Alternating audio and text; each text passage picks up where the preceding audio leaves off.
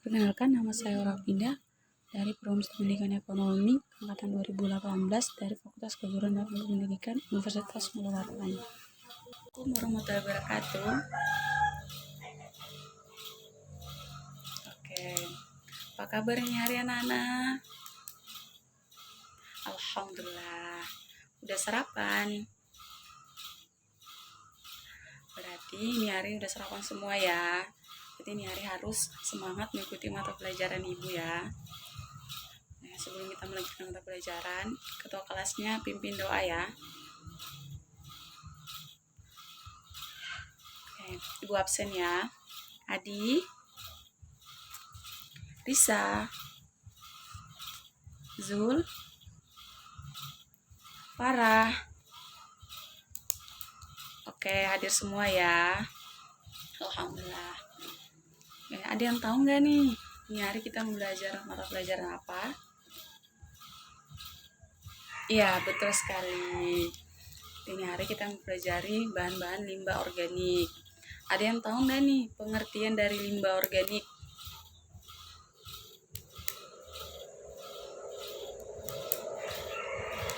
Iya, betul sekali. Sebelum kita mengenal limbah organik, kita tahu dulu pengertian dari sampah. Jadi sampah itu bisa diartikan sebagai barang yang sudah terpakai lalu dibuang dan didaur ulang atau dipakai ulang. Oke, ada ibu mau tanya lagi nih, ada yang tahu nggak macam-macam limbah? Ya, ada limbah organik dan limbah anorganik. Sedangkan sampah organik merupakan barang yang dianggap sudah terpakai dan dibuang oleh pemilik atau pemakaian yang sebelumnya. Oke, ibu mau tanya lagi nih, ada yang tahu nggak jenis-jenis sampah? Ya, Adi silakan.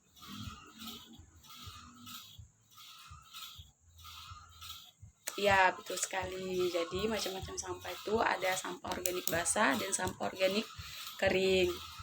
Nah, ibu mau tanya lagi nih, apa sih macam-macam sampah organik basah? Ya, silakan Risa. Ya, betul sekali. Jadi macam-macam sampah organik basah yaitu kulit bawang, biji-bijian, kulit jagung, jerami, kulit buah hingga daun-daunan. Nah, ada yang tahu juga nih, ibu mau tanya nih, kalau macam-macam sampah organik basah, iya silakan Farah. Iya, betul sekali. Jadi, macam-macam organik basah, sampah organik basah itu misalnya jenis sampah sisik ikan hingga kulit telur. Ya, betul sekali. Jadi, sampah organik kering itu adalah sisik ikan hingga kulit telur. Oke, ibu mau tanya lagi nih. Pengertian dari sampah organik basah. Ibu tunjuk ya. Rida. Silakan Rida.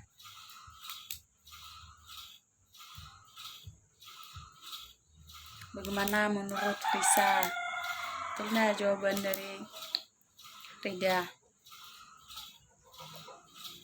Ya, betul sekali. Jadi, sampah organik basah itu adalah jenis sampah yang terdiri dari sisa-sisa potongan atau sayuran, lebih dari pengolahan dan pembuatan makanan yang sebagian besar terdiri dari zat yang mudah membusuk. Oke, ibu mau tanya lagi nih. Kalau pengertian dari sampah organik kering, ya, Adi.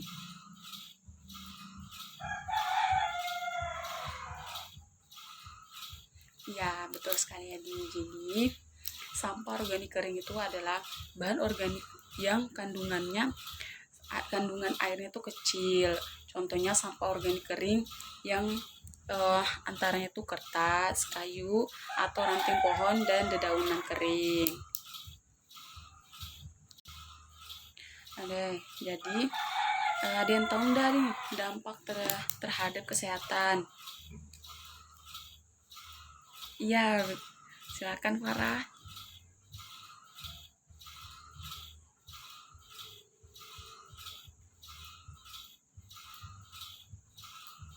Iya, jadi sampah itu memiliki dampak untuk kesehatan kalau tidak dikelola atau dibiarkan. Jadi macam-macamnya itu seperti penyakit diare, penyakit jamur, penyakit yang dapat menyebabkan melalui rantai makanan, terus sampah beracun. Oke. Nah itu terus ada juga nih dampak terhadap lingkungan. Dampak terhadap yaitu cairan terbesar sampah yang masuk ke dalam drainase atau sungai akan mencemari air dan lingkungan. Nih Ibu mau tanya nih, ada yang tahu nggak prinsip pengolahan limbah organik? Iya, silakan kota kelasnya.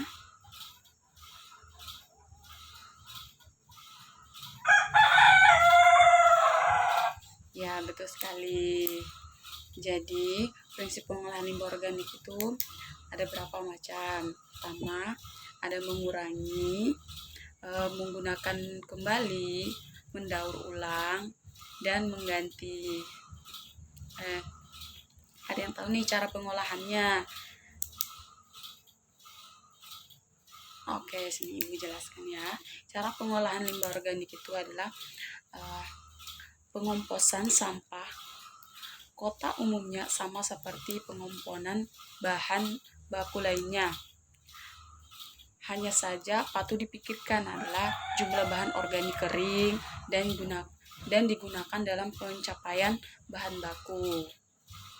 Nah, proses pengomposannya secara sederhana bisa dilakukan dengan beberapa cara.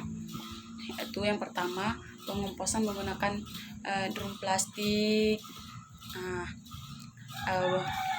Ada drum plastik. Jadi bahan peralatan yang digunakan itu ember atau daun plastik yang telah dimodifikasi. Yang kedua, bioaktivator cair. Yang ketiga, ada bahan baku sampah organik.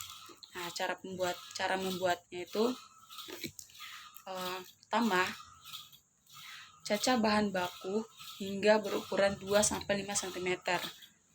Yang kedua, taburkan bioaktivator organdex 0,5%. Ya. Yang ketiga, siram dengan air hingga diperoleh kelembapan yang diinginkan, seperti 50-60%. Langsung dimasukkan ke dalam drum plastik. Nah, yang keempat, terus dibiarkan selama 1-2 minggu, tergantung dari bahan bakunya tersebut. Nah, selanjutnya pada hari ketiga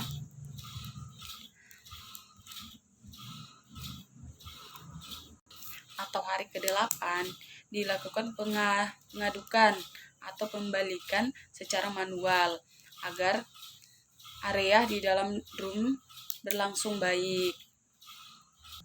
Nih, limbah organik itu ada kegunaannya dan ada manfaatnya. Yaitu manfaat dari sampah organik adalah untuk meningkatkan kesuburan pada tanah. Karena bahan organik dapat diurai oleh bakteri yang kemudian menjadi nutrisi yang sangat baik untuk pertumbuhan tanaman dan lain sebagainya. Contohnya itu bisa dibuat sebagai pupuk sederhana, bisa dijadikan tambahan pakan ternak, bisa dijadikan kerajinan tangan dan macam-macam. Nah, sekarang kita lanjut ya mata pelajarannya. Tadi kan bahan limbah organik. Sekarang ibu mau tanya sampah anorganik. Ada yang tahu enggak pengertian dari sampah anorganik?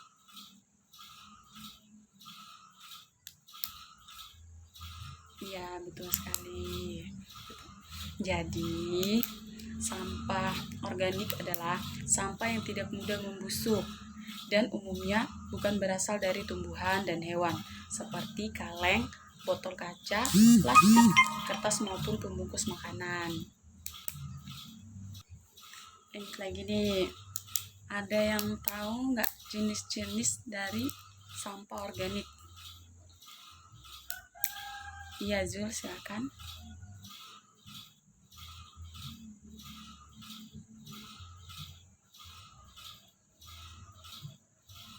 Iya, betul sekali. Jadi kalau limbah organik itu adalah limbah atau sampah yang mudah terurai oleh alam. Nah, sedangkan limbah anorganik itu kebalikannya, yaitu limbah organik kebalikannya. Nah, jadi contohnya tuh seperti botol kaca, botol plastik, bungkusan makanan, kantong plastik, kaleng, kertas, kain, keramik, logam, dan deterjen.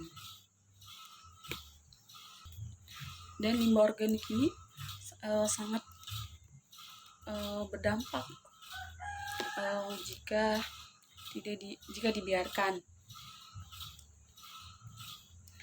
seperti gangguan kesehatan, penurunan kualitas lingkungan, mengurangi aspek sosial dan ekonomi masyarakat. Nah, ada juga nih cara mengelola limbah anorganik yang baik. Ada yang tahu nggak? Ya, betul sekali. Jadi, cara mengelola limbah organik yang baik itu kita harus membedakan dulu nih mana yang gampang didaur dan mana yang enggak gampang didaur, kayak seperti sampah kertas, sampah kaleng, sampah botol, sampah plastik, sampah kain dan lain sebagainya. Ya, jadi limbah organik adalah sumber pemecahan lingkungan yang perlu memperhatikan keberadaannya, mengingat dampaknya terhadap kesehatan kita juga tidaklah enak. Adapun perlu memperhatikan kebersihan lingkungan di sekitar rumah, jangan sampai ada limbah yang numpuk,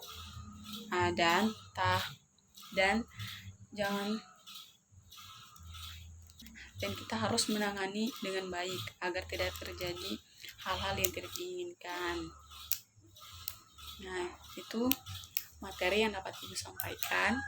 Jika ada yang ingin bertanya atau ada yang tidak dipahami, silakan bertanya. Ibu berikan kesempatan untuk bertanya nih. Ada yang tidak mengerti.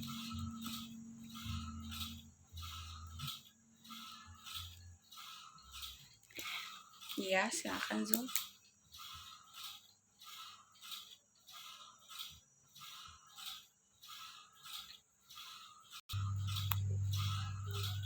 Iya, bagus sekali Zul. Jadi Zul ingin menanyakan nih cara menghindari dampak dari bahan limbah anorganik ya. Ibu akan menjawab, jelaskan sedikit. Jadi untuk bisa menghindari dampak negatif dari limbah anorganik, kita perlu melakukan langkah-langkah nih langkah-langkah pemanfaatan yang tepat. Ya, salah satunya cara yang paling baik adalah dengan melakukan daur ulang sampah anorganik yang menjadi barang yang bisa digunakan kembali. Karena kita tahu sampah limbah organik ini sampah yang cukup sulit untuk dilarut, cukup sulit untuk larut karena dia termasuk bahan-bahan yang kering. Nah, sebelum itu ada satu langkah yang penting yang perlu Anda lakukan, yaitu misalnya sampah organik dan sampah anorganik di rumah itu kita memisahkannya, mana sampah yang bisa didaur ulang dan mana sampah yang tidak bisa didaur ulang. Contohnya sampah yang bisa didaur ulang seperti sampah kertas. Nah, langkah-langkah yang paling sederhana dari pengolahan sampah kertas yang bisa Anda lakukan di rumah adalah mengumpulkan buku-buku atau kertas bekas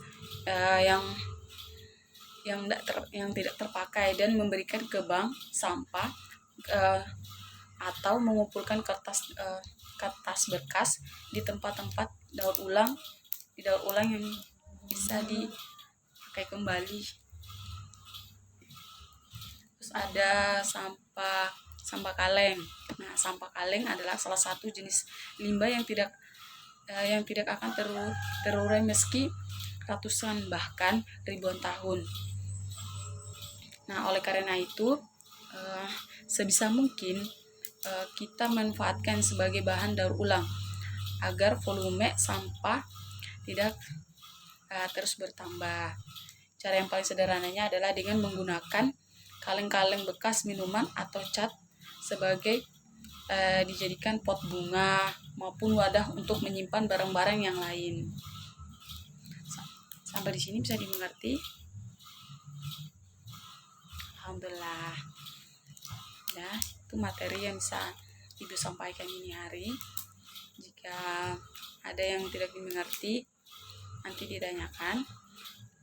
Dan terima kasih sudah mengikuti mata pelajaran Ibu hari ini. Sebelum kita mengakhiri mata pelajaran ini hari, atau kelasnya, pimpin doa.